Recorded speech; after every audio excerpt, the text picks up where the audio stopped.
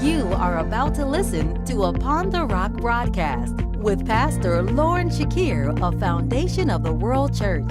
It is our prayer that each teaching will help build a godly foundation in your life. Please be sure to visit the church website at thefoundedworld.org for further information about this ministry and to view more teachings. Now, here is today's message. I wanted to bring her on because I watch all the things she do in the community, and I see how she has this walk, this sincere type of walk, and I wanted her to kind of just share it. So I'm not going to talk about everything because I need you to be able to say it, but let's go ahead and grab one of these mics. And so before we do, I mean, just tell us a little bit about yourself. Who are you and where did you? Well, I'm Shonny Sanders. Is it loud enough right there? Yeah, can you guys hear me fine? Yes. Okay, so Shonny Sanders from the east side of Detroit. Detroit? Uh-oh. Yes. Mm-hmm. And basically, I'm just a vessel being used even when I didn't think I could be. Mm-hmm. So that's who I am. I'm a vessel God is using. He has allowed me to turn my pain into purpose. Right. And put that same pain into my ink pen. Right. To be able to give others hope, encouragement. So you write? I write. I'm an author. Mm-hmm. I'm a playwright. Mm-hmm. My first published book is Letters of Forgiveness. Mm-hmm. It's yes. Okay. And it's based on a true story. It is based on the life of a young woman who is or was a domestic violence victim. Okay. Why is domestic violence so important to you? I've witnessed it firsthand. Okay. I've seen it in my own family. I've seen it with friends. I've experienced it to a point. I didn't stick around for the physical, but I have been emotionally abused, mentally abused, and that leaves lasting scars. It does. It does. Because there's people that's watching that's in the midst of domestic abuse right now. Yes. And some of them, they don't know how to deal with it. They don't know how to come out of it. But I know you're going to go into it a little bit more. But before we do, tell us, I guess, a little bit about who you were before you became the writer and the helper of domestic violence. And how did you get from where you were from until right now? How did that happen? What?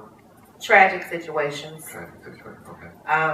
Because before this journey, I was just living life carelessly, really just going through, and not that I didn't have a foundation, not that it wasn't set, not that I didn't know the rules and I didn't understand the Word of God. Mm-hmm.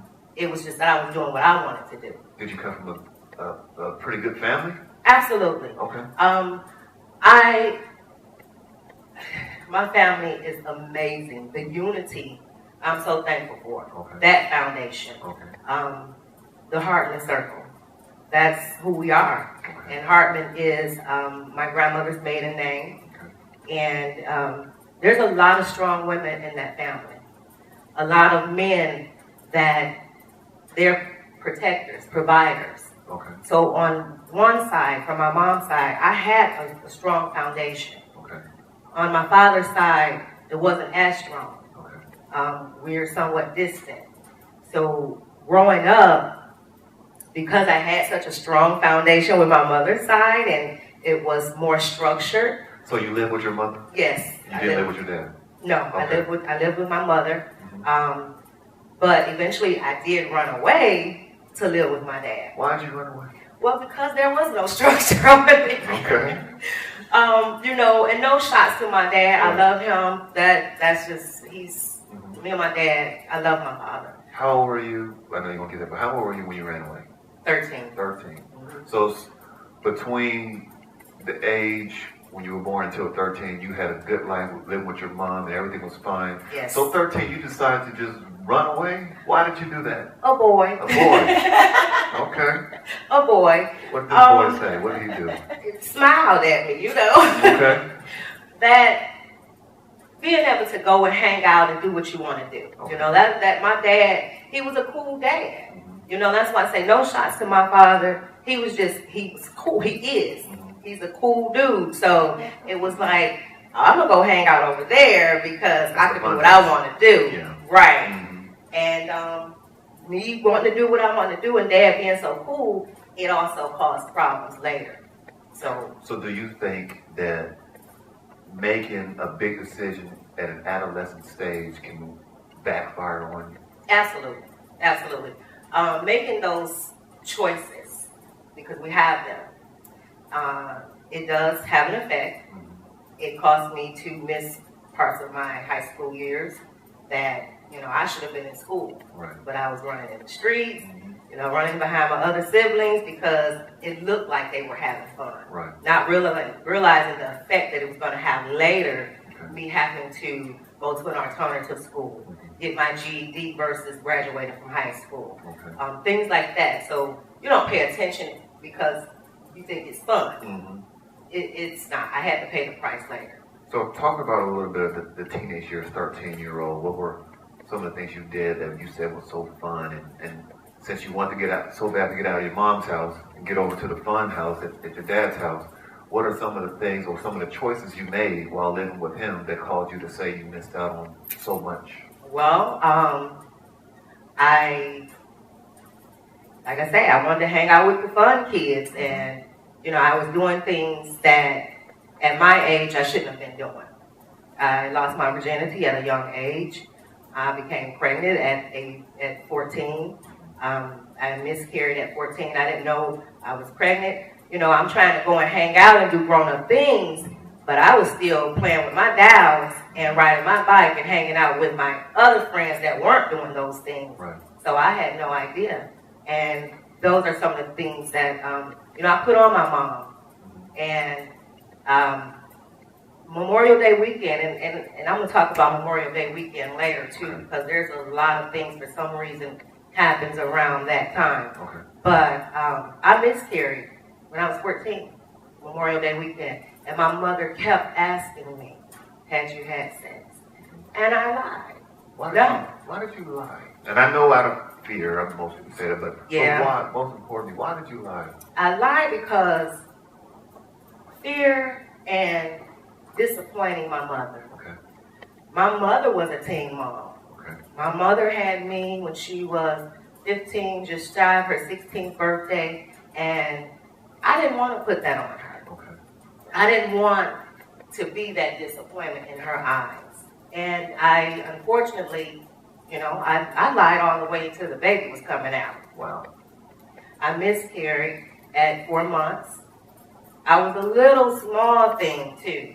So, you know, I wasn't even really showing or anything at 4 months. You know, some people start to have a little pulse, but no.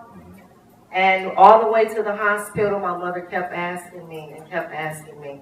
And until we got to that hospital room, and she's talking to the nurse and their back is turned, and I said, I feel something. And it was a baby coming. I wasn't in pain anymore. I mean, it was a lot of pain up there too, but, and there was a baby. I had no idea. Wow. And you didn't want to tell your mom because of disappointment, but you said you thought she was going to probably do something? Yeah, my mother used to say stuff like, you better not get pregnant or you going to go down the flight of stairs. Like she was afraid of going through what she probably put on my grandmother. You know, having a child at such a young age.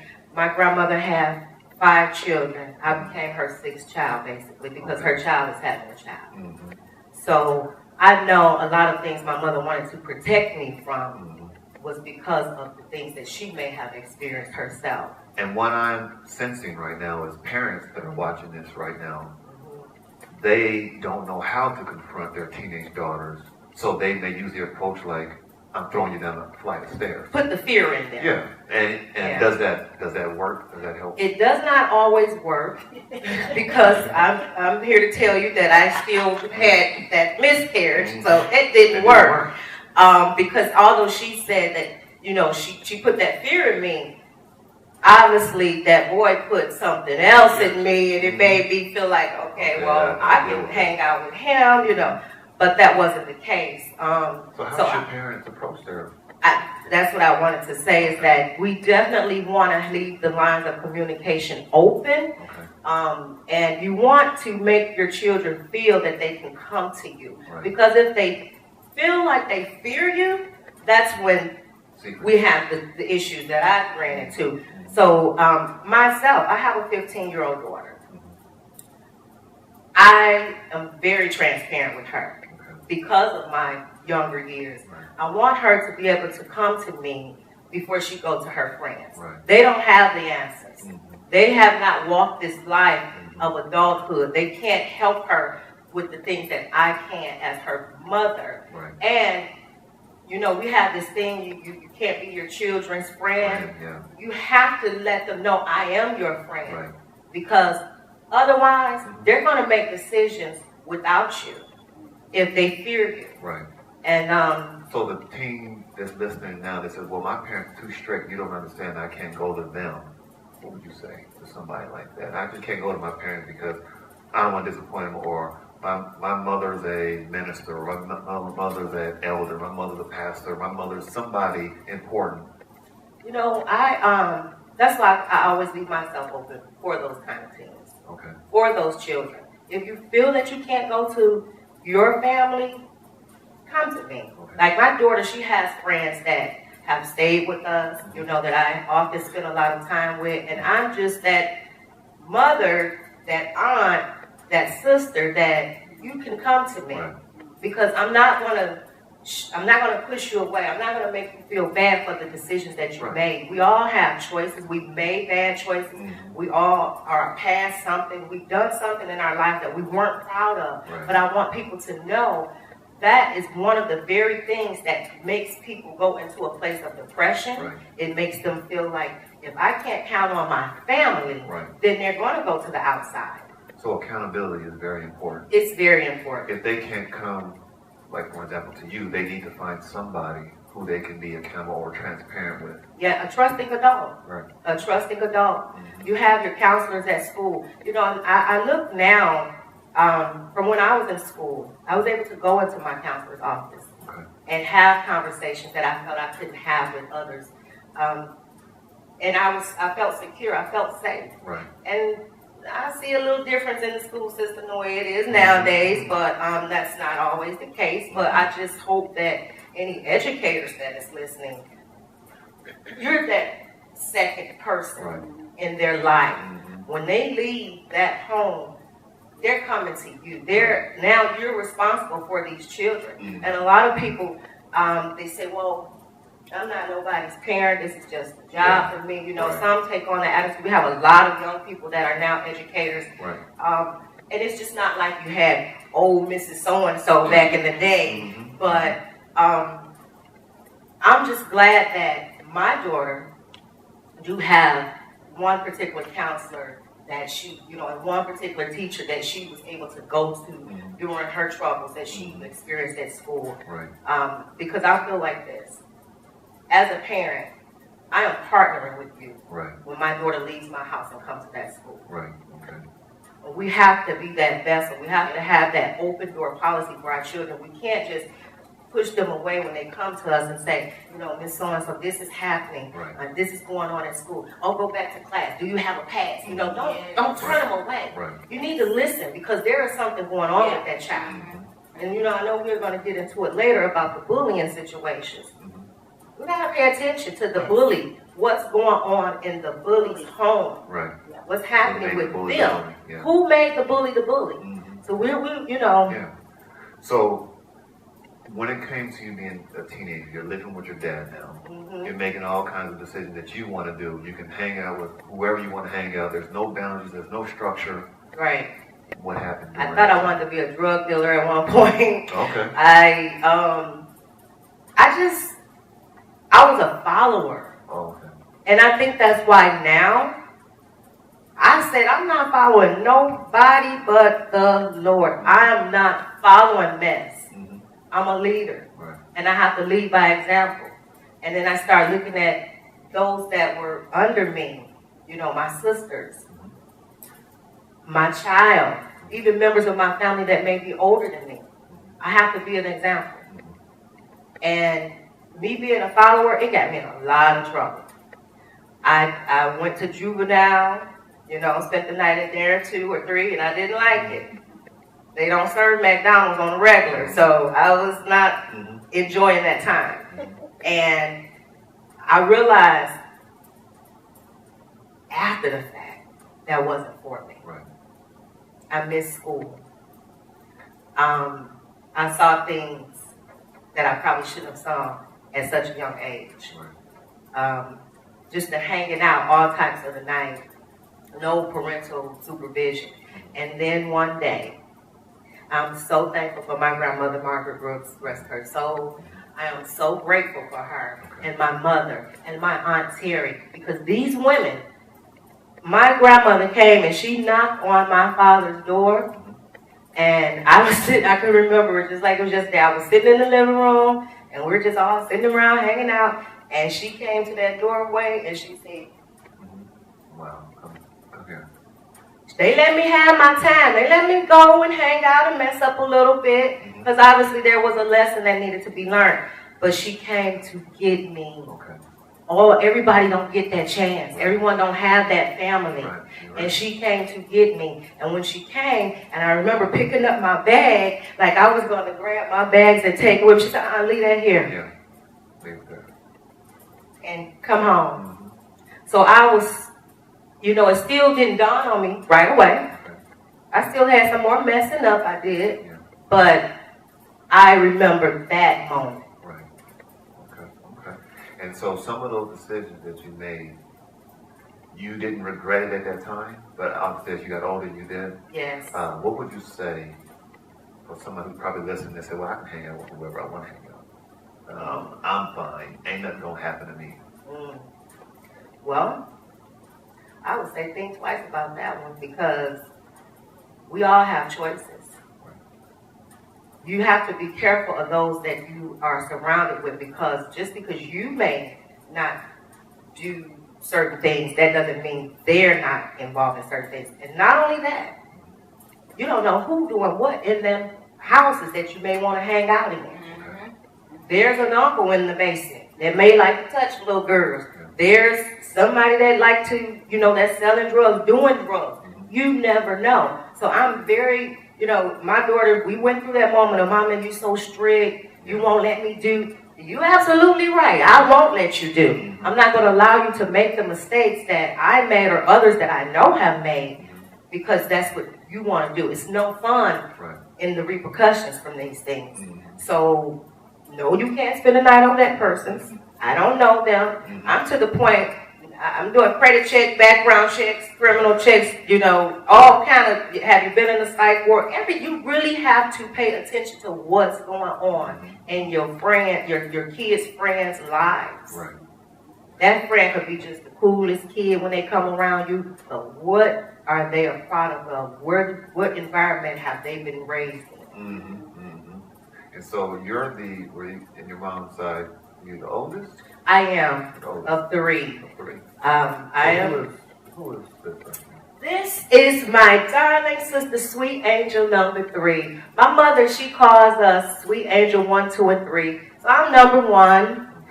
There's a middle sister, my sister Terry Lynn. She's number 2. And my sister Valicia, she was number 3. Number 3 was my mother's baby. She was the kid that did everything right. You know what I mean? She was the one that went to school, graduated high school, went to college, no hiccups in between, no falling off, didn't bring no babies home, didn't have no, secret, pregnancies and end up going to the hospital having miscarriages. No, she was that kid that was the loving kid. She hung out with my great aunts, my grandmother. She was the one that didn't mind going to the Goodwill with them and hanging out. She was the good one. Okay. So what? And she went out, we talk about those choices. She met a guy Memorial Day weekend, and they met at a gas station. I was with her. We were hanging out. We just had, went to the family's house and we ate good, and like the next day everybody's kind of chilling out. It was actually on Memorial Day. Okay. So we got together. She was like, "You left me," because I actually did get up and I left her. I went and hung out by myself, and she kept calling, like, "You left me. You come back to get me." So I went back and picked her up, and I said, "Well, I got to get some gas. We're gonna go over here on 6 Mile to the cheap gas station." And I know where you're going with it, but before we get to that point, I want to talk about a little bit. You said that she was a good girl growing up and everything. What makes her so special? If you could think now, I mean, I know you think about all of them. Why is so special? The angel number 3. Now, because I probably didn't think about it like this then, but now I feel like she was a sacrifice. I kind of feel like she's that voice that everyone needs to hear now. So I think that's where a lot of it comes from. Back then, she was just my baby sister that was on my hip. I was 10. She was the baby. So we're 10 years apart. So she was the one. She was different. She was different, somewhat weird. You know, she was this kid that would dress up in my mother's clothes, my mother's beads, and she got on my mother's heels, click-clacking on that floor over my grandmother's head. My grandmother would holler, "Get out them shoes." She put on a nightgown wrap it around her head, and so the nightgown could hang down like she had long hair, because she didn't have long hair, Lord, the girl. She didn't have long hair when we was kids, but she was a star in her. She was special. And it was like, my mother told me a story about, because Felicia is deceased, and she passed away. She was murdered at 20 years old. But my mother said she's so thankful for them 20 years, so many days, so many hours, so many minutes. She had it down to the seconds. And she said she and my sister almost passed away giving birth to her. Wow. So it was like she was meant to be here for those 20 years. Now I'm going to use her even more. Right. That's what I just believe that God is doing. Okay. He's using this child so that others cannot make the same mistakes that the woman that murdered her did. So you said that those 20 years was given as a gift, and you're using that, and so that came out of, that's what this book came from. Yeah. You was going to go into the story on, I guess, Memorial Day. Yeah, to be brief, she met a guy, they exchanged numbers. You don't have to be brief, if you want to go into detail. He called all throughout the day. They communicated all day long. He kept calling. They were on the phone, and to the point where I'm like, "Get off the phone. You supposed to be hanging with me," So, did you like this guy? I didn't know him, but there was something in my spirit that when I saw him, honestly,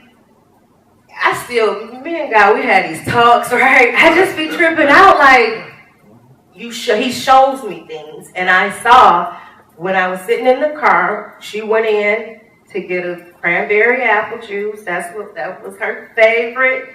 And pay for the gas. This guy, he came in the gas station. He circled around. He went back out. And he came back in. And then he pulled in directly in front of me. He wasn't even getting gas. So that tripped me out. So when she came out, that last time is when he kind of like pulled directly in front of me. So it's almost like he was on the hunt. It's like he was looking for something. I don't know, but I just know when I looked at him, I put both my hands on my steering wheel and I looked directly in this guy's eyes. And out of my mouth, before I knew it, I was like, "Oh, that's the devil." Mm-hmm. And she doesn't mess around with bad boys. No. She dated her high school sweetheart. Them two, yeah, they used to babysit my daughter, and they spent a significant amount of time together. Her high school sweetheart was at our house all the time. Like, that kid, yeah. She went off to college. She was enjoying life. Okay. She was a sophomore at Wayne State University, studying for her bachelor's in education. And so she wanted to be a teacher. She wanted to be a teacher, absolutely. And her plans was to transfer to Clark and come back to where she was born, because she's a Grady baby, and educate. And this particular guy, you know, he had a lot of baggage. He had kids, baby mamas, all of that stuff. Had she known, she would not have went out with him. Okay. That was something she was not into. Like I said, she was a bit naive. Okay. She was sheltered. We kind of kept her from all of the mess that we went through. We wasn't letting her go down that road. Okay. So, so he saw her. He saw her. Okay. Then they exchanged numbers, because he went into the store. He went into the gas station. When she came out, she let me know they had exchanged numbers. And so going forward, he did call her quite a bit throughout the day. Later on that night, she was telling me, you know, he wants to take me out. This guy want to go out. And I was like, well, you ain't going out with him. You don't know him. No, you got to go to work in the morning. So you had a funny feeling from the beginning. Yeah. About this guy, because you can kind of tell something's not right about him. Yeah, he was a little older. I could tell. You know, I wasn't feeling him. Right. You know, definitely not for her.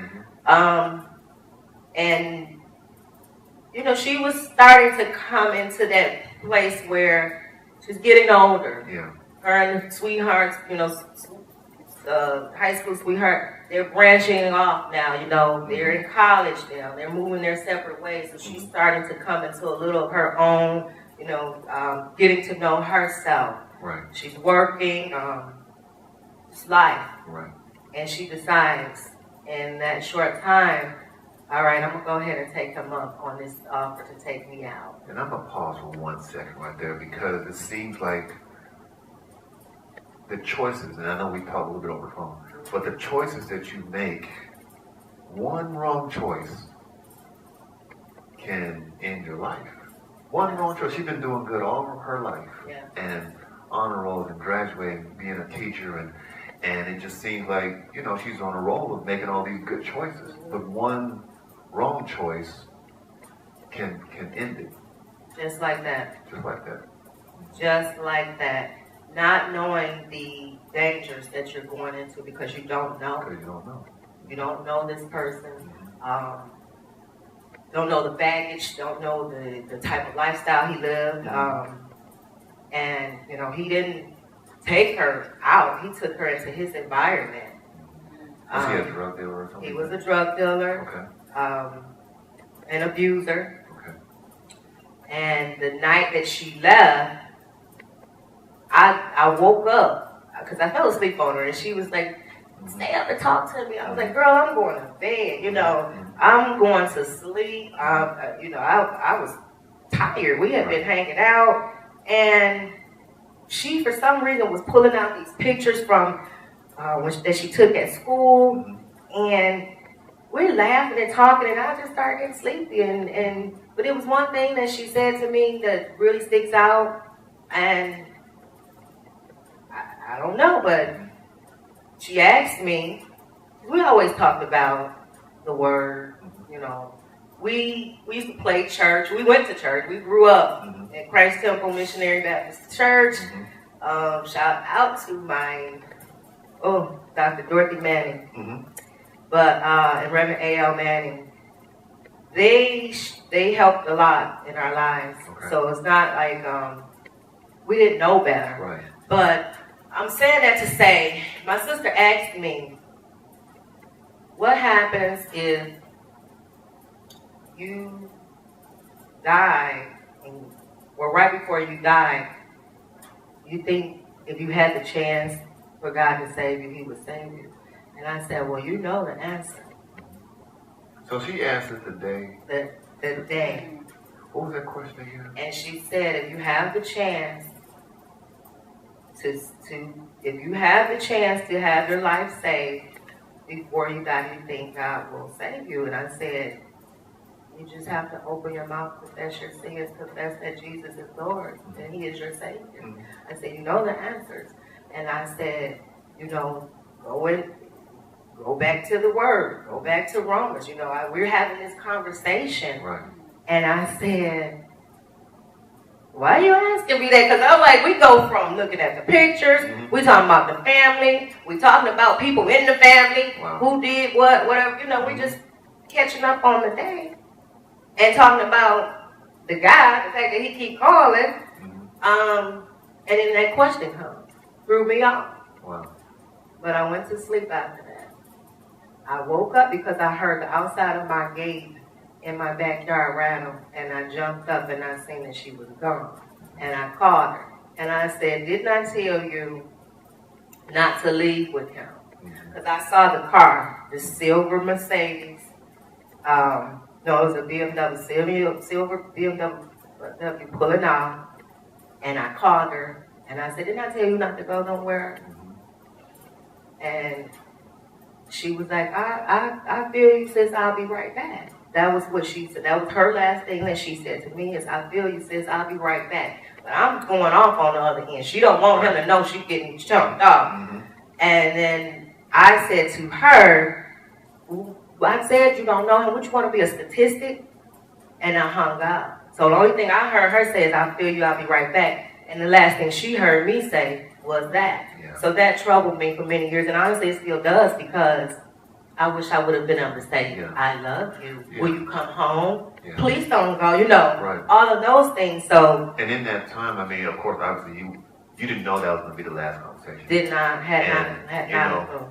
I think when it comes to that is we also got to be very careful what we say. That's right. In the moment, and that taught me that, yes. Because emotions can make you say something that you really don't mean, and that can be the last thing.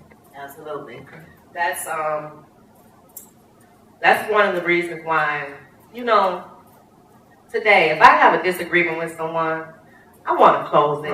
I want to say I love you. I want to say I apologize. Will you forgive me? I don't want to end it ever like that. Because she didn't do anything wrong to me. It was like I was trying to get her to not go. That same thing we talked about with the fear, how your parents talk to you. Maybe if I would have been a little more loving, she would have been like, dude, you know what? I gotta go ahead, go back home. We get together tomorrow. That's what I always thought. Those what ifs. And that didn't happen. So she goes with this guy who you don't have a good feeling of. She just met him at the gas station. They're going out, and you said he took her into his environment. What is his environment? It wasn't like it wasn't that she just had hopped in the car with him and went. It was hours on hours on. It was late. It was much later that night. Like she was kind of sneaking out, so to speak, because she knew I was against it. His environment was violent. His environment was, he was a drug dealer. He was abusive. He was a father of many children. And there was a young lady that he had been abusing for about 8 years. And he took my sister to their environment. She didn't know about this young lady. You know, she didn't know him. She was innocent in it all. Besides that one choice, she decided, I'm going to go out with this guy, you know. And then next thing you know, the same woman that he had been abusing, who had left 3 days before that because they had a fight, who had been calling him all day while he's calling my sister, and another young lady trying to see, well, who I'm taking with me tonight. This young lady decides, yeah, I know he's been abusing me, but I'm about to go over here. She get in a cab. She catch a cab from the east side to the west side of Detroit. It's about 20, 30 minutes. And she goes there. She sees my sister, and she attacked my sister. So your sister's innocent in this thing. She's thinking she's hanging out with this guy. The ex comes over uninvited, or, you know, not predicting that she's going to come. Your sister's caught in the middle. She don't know the girl. Don't know the guy. Right. And then the girl, instead of attacking him, she attacks your sister. Yes. She stabbed my sister multiple times, over 17 times. And the guy ran out left my sister in the house with her, did not call the authorities. He went to his mom's. She didn't call the authorities. She called a friend who just so happened was a cop, and then he called the call-in. So for hours, my sister was laying in this house with this young lady, and no one knew. Now, here we go again with God is always doing something or showing me something. At 4 o'clock in the morning, I jumped out my sleep because my sister was standing over me. So I thought it was that real to me. And she said, Shonny. And I'm like, so I'm thinking she home, you know, so, ooh, release, relieved. And then she's not there. So immediately I go looking in the bedroom that she used when she would stay at my house when she's away from school. I go run down to the basement, like maybe she was down there watching TV. No, I'm calling her phone. I'm chirping her, because at the time we had Nextel. So I'm like, where you at, B? Where you at? And she's not answering. But to me, that wake up was letting me know, come find me. Yeah. Yes. You knew something was wrong. Yes. Yes. So I immediately went into action. I started calling her friends. You know, then daylight hit maybe about 6 o'clock. Because you could tell when you have a Nextel, you could tell that the phone is actually still up, and the person on the other end can hear you chirping through. So finally, about 6 o'clock in the morning, I said, look, I know what kind of car you in. I know what you look like. Now I'm talking to the dude. Right. So I'm like, I know what kind of car you in. I know what you look like. Bring my sister home. Right. And the next chirp, it didn't go through. So I knew then he had turned the phone off. Because I was saying all this stuff. B, you got to go to work. Get up. Where you at? Come on. This is, you know. And all this in the middle of the night, like 4 o'clock in the morning or something between like that? 4 and 6, I'm doing all of that. Okay. This is the time that now I later find out this is when they're trying to figure out what they're going to do with her. Right. What they're going to do with her body. I called my aunt. My aunt lived right down the street from us. Okay. So my sister had keys to everybody's house. Okay. She's a college kid, so when she come home, she can go over wherever. Yeah. So she had a room in my aunt's house. So I called, like, did he come there? She was like, no. And it's a trip because my aunt said when I called her and told her, well, B didn't come home, she was driving, and the birds flew in the perfect shape of a V. Oh, wow. And it gave me chills when my aunt told me that. But I called her friends. They were like, no, she's not with us. So I went to my cousin's house. And I'm saying, B not home. You know, we got to go find her. She went with this guy. I called Nextel. And I'm the subscriber. She's on my line. So I'm like, hey, I need the last numbers that was calling between these hours so I can get the guy's number. Right. And I got his number. Now this is now at 9. About 9 o'clock or so. Because I called her job. Okay. And when they said she didn't come in, it's like, okay, so now let me call and find out this guy's number. So I called, and this guy, oh, he's such a monster. He says, I said, you know, this is Felicia's sister. I said, she didn't come home last night. Is she still with you? And he said, no, let me go back. I said, this is Felicia's sister. I said, she went out with you last night. I said, is she still with you?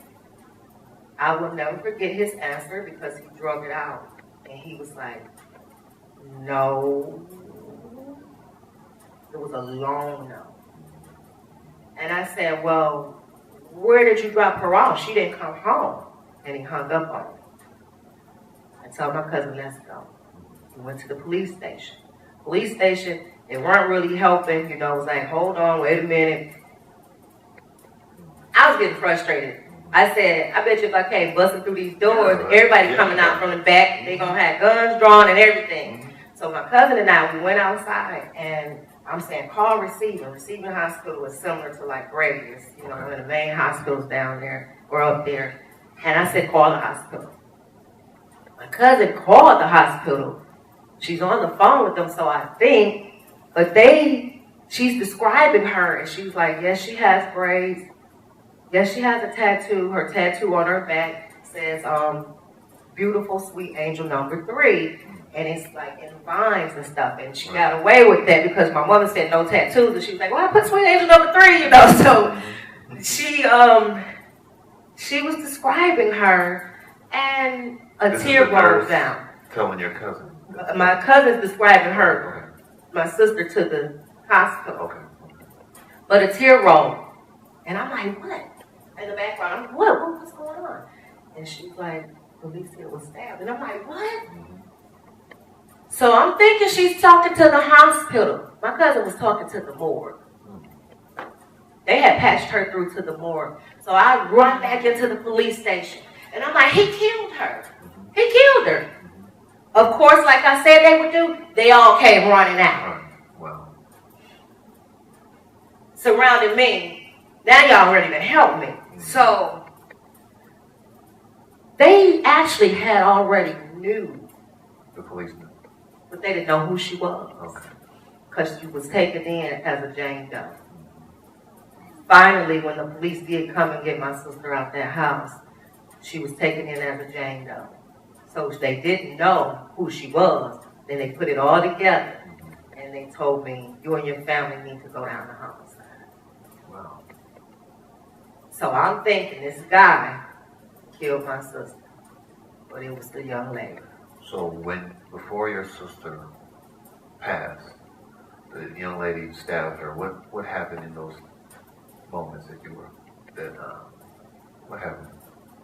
Well, now, after communicating with this young lady over a course of about 7 years, she explained to me, she snapped, she lost it. She said, but she wasn't in there by herself. She didn't do all this on her own. In the beginning, she didn't tell the truth. She took full responsibility. I take that back. In the beginning, she did take full responsibility. She pled self-defense. That was a lie. She stabbed herself in the leg. Said my sister stabbed her first, and that's how it happened. Found out that wasn't true. We kind of knew that anyway. But she later confessed that this guy had more to do with it than he let on. In that trial, he got on that stand, and you would have thought that he was there for her. He wasn't. Everything that he said really was against her. Even one of his other children's mother testified against her and said how violent she was and how they fought. And my sister didn't know what she was coming into. If nothing else, this young lady thought it was maybe the other person that he had been dealing with in that house.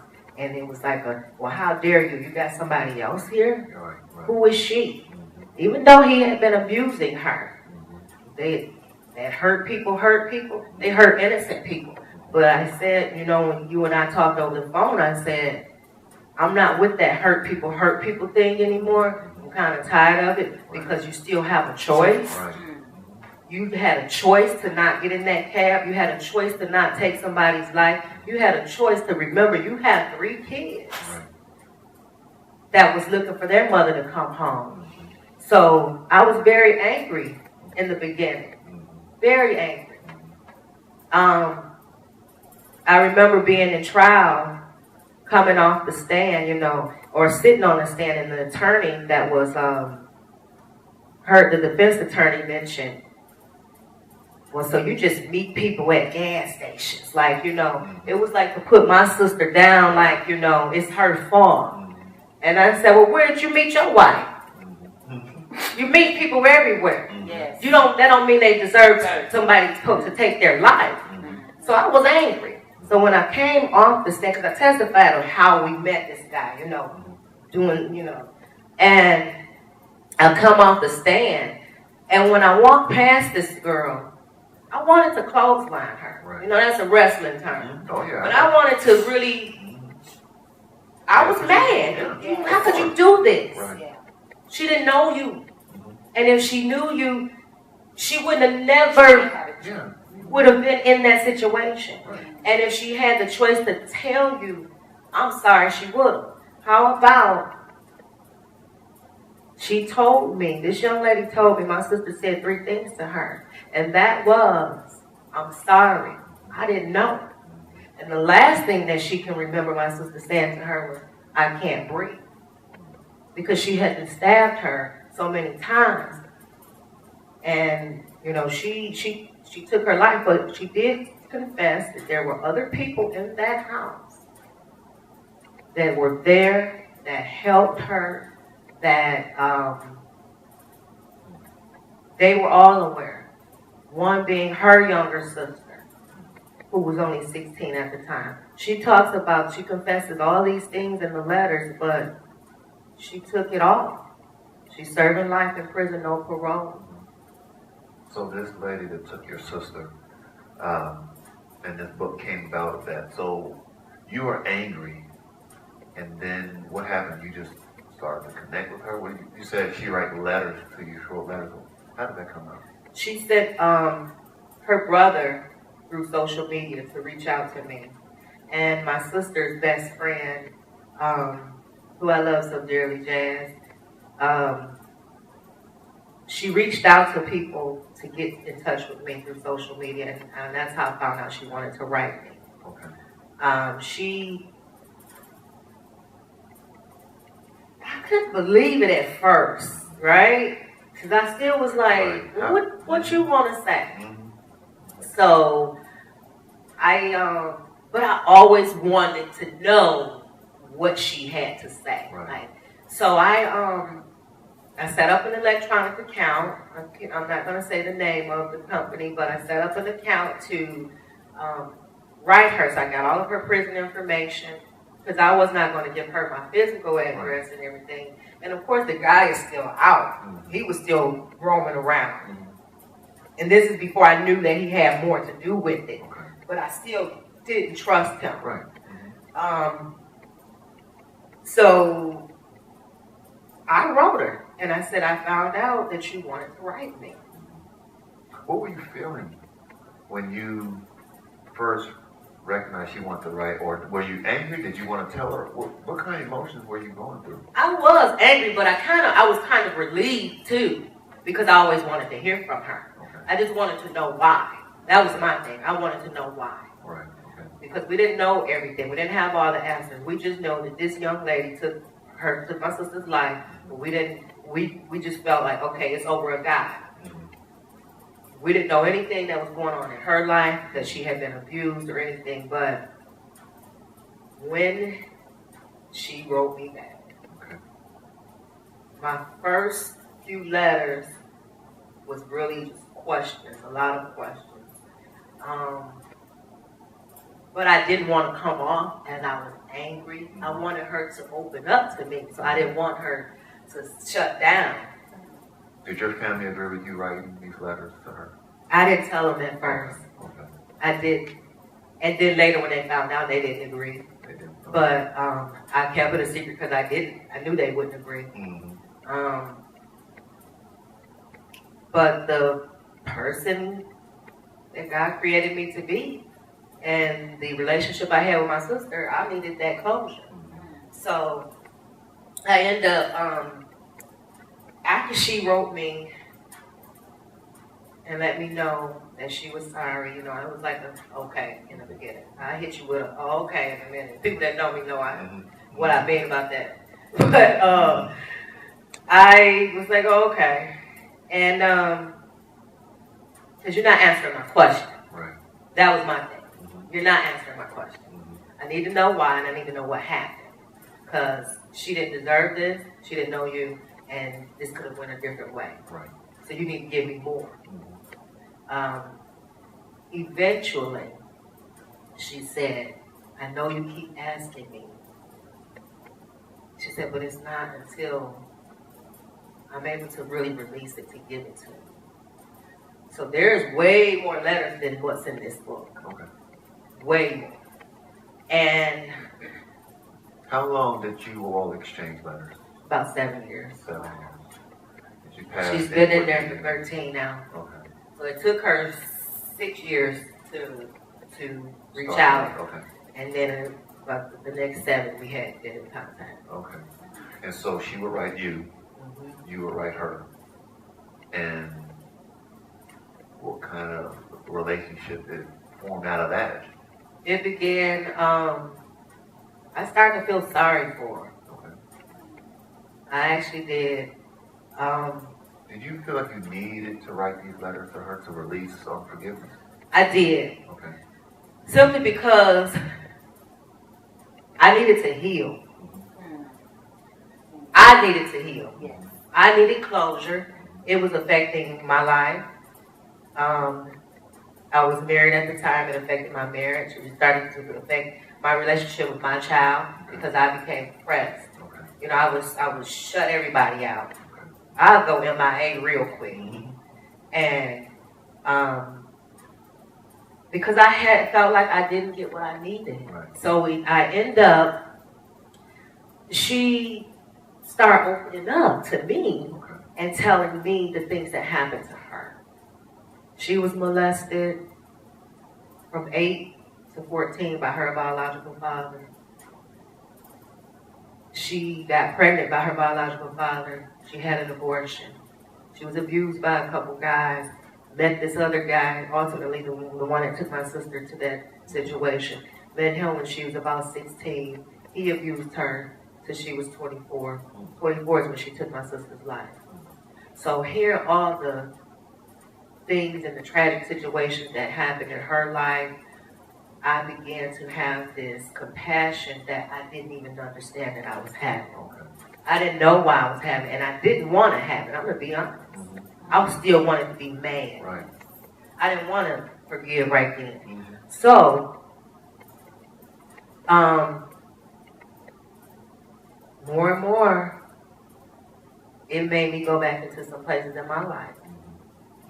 It made me think about the things that happened to me. I was molested. I was raped. You know, I was abused in different forms and things that I didn't even share with my family. They had no idea I went through some of the things that I went through. Right. So this wasn't like giving her a pass, by no means. But it became a healing for me. Because forgiveness is not for the other person, it's for you. And that's how I got my closure.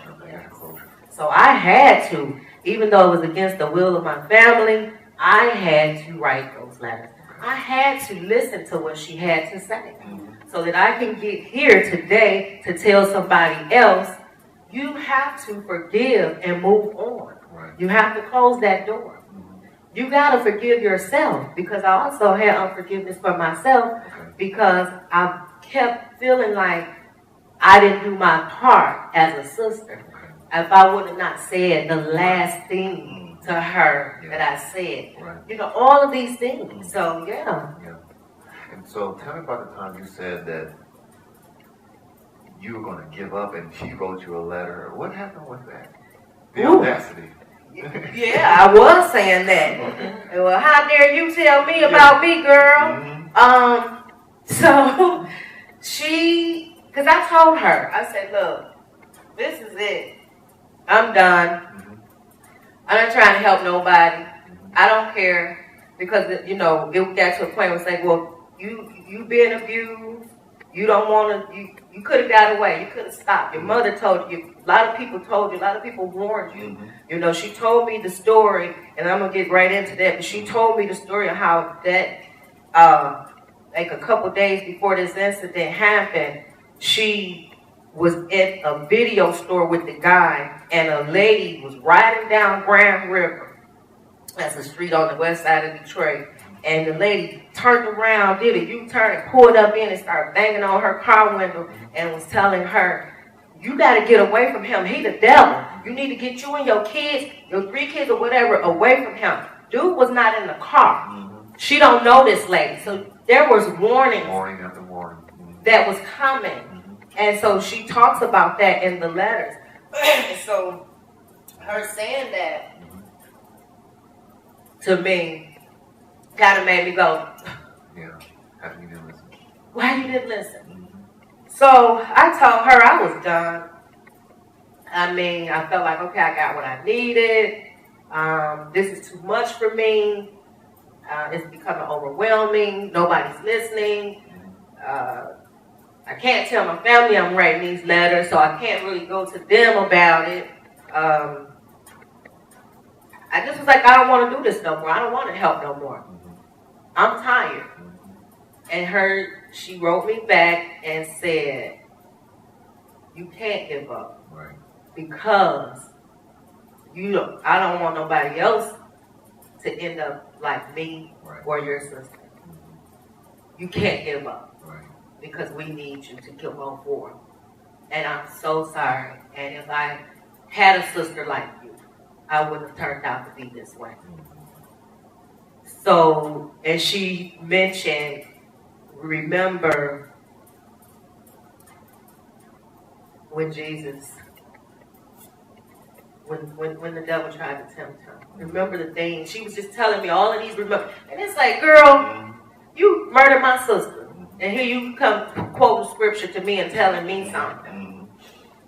And it took some time for God to really show me how he was using that so that I could hear it. I could listen to him.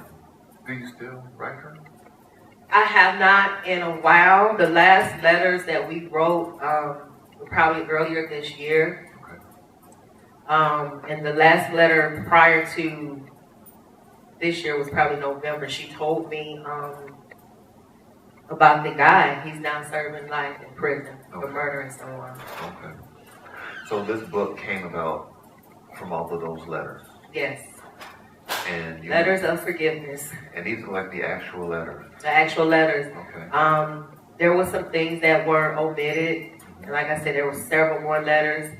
But of course, I changed up some things for the privacy of others. But now, after I've written it and now I'm out on this journey telling people and talking about forgiveness, there are no more secrets. Yeah. I don't hold anything back. I need people to know the raw truth, how domestic violence affects those that are around you, not just the two people involved. This has affected my entire family, her family. Those children's lives that she left behind, the people that they're going to come in contact with, the abuse that they saw and the abuse that they received in that home. We have to remember as parents, as educators, as ministers, pastors, what we give these kids today is what they're going to share with the world tomorrow. So we have to be mindful of what we're allowing them to see. And be responsible for our actions and take accountability for the things that we put on other people. Right. And domestic violence is such an ugly thing. You know, had this young lady listened to the warnings and got the help, because it's not, you know, and I don't want any victims to feel that I am bashing or saying you should have or you could have. But I am saying you can. I am saying that I stand with you. There is a way out. We're just pleading with you to know that there's better, there's greater, to remind them how beautiful they are, to remind them whose they are. Yeah. Like God made you to be great. You don't have to take a beating. Right. You don't. That word love it's like a prescription. Right. And I just came across this. I put it on my Twitter last year. And I just, you know how they give you little memories and things, but it said love is a prescription. If you don't read the directions, it can hurt you. Right. So you have to be careful with that. The word is more to it. It can damage people if it's not dealt with appropriately. Right. And that high of the good times. And you also wrote a play. Yes. Based off the other side of, I guess, from the victim's point. Faceless Shadows. That Faceless Shadows in the Dark, it is to pull our people out of darkness and expose those that comes in the dark. Okay. Faceless Shadows is like the flip side of Letters of Forgiveness. Letters of Forgiveness is more geared towards the young lady's life and the things that shaped her to become this person now in prison. Faceless Shadows is geared towards the guy's life. It talks about the things that he dealt with as a child, and a lot of men, a lot of people that have been abused, that may have been molested. Like I say, what you put on your kids is kind of what's going to happen to them later, how they become these people if they don't get the help. And so we are going to have a stage play August 10th and 11th. And it's going to be at the Coretta Scott King Young Women's Leadership Academy. This stage play is a fundraiser. It is to raise funds for victims of domestic violence that need emergency shelter, because there are oftentimes, you have people that need a bed and the shelter may not have one. Right. But we want to be able to put them in a hotel room for a few days, get them away as quickly as possible, because what happens in that short period of time, if they don't have a bed to go to in a shelter, they're going to stay. And so that's what Faceless Shadows is raising money for. We want people to understand that it is a split decision. And if we got that person mind just for a second outside of that abuser, we got to act fast. Right.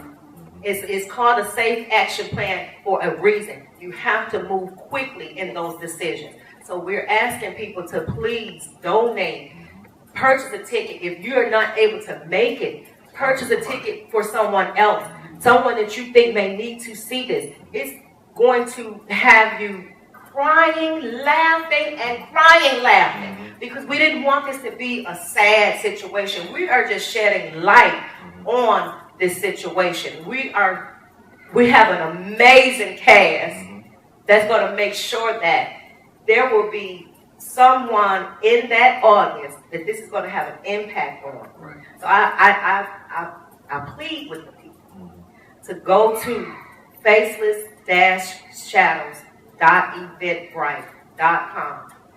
If you don't purchase a ticket for yourself, purchase it for someone else, or choose the donation option.